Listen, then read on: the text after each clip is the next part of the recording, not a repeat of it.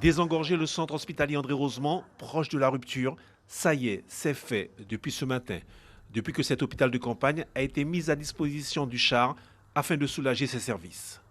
Avec cette implantation, ça va nous permettre véritablement de distinguer une filière Covid aux urgences qui sera localisée sur nos urgences classiques et puis ici, sur cet hôpital de campagne, des urgences non Covid. Cet élément de sécurité civile rapide d'intervention médicale occupe une surface de 300 mètres carrés.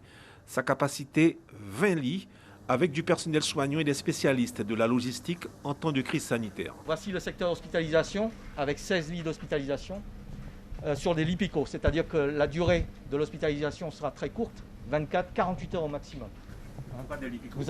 Nous avons des infirmiers, des médecins et des auxiliaires sanitaires pour assurer une permanence des soins.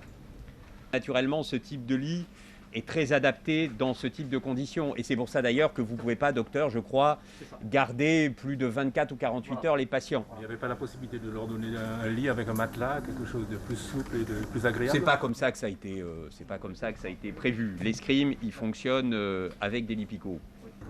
Une telle structure d'urgence ne doit pas être une fin en soi pour le président de la CTG.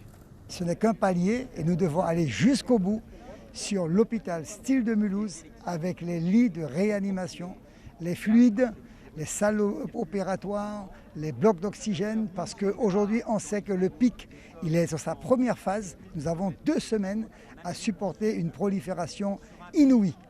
Quant aux députés de la première circonscription, il se réjouit de la mise en place de cette unité d'urgence. Je rappelle quand même que le 25 mai, en réunion avec le préfet et la DGDRS, on en avait parlé et on nous avait présenté cette structure, cette hypothèse comme étant impossible à réaliser.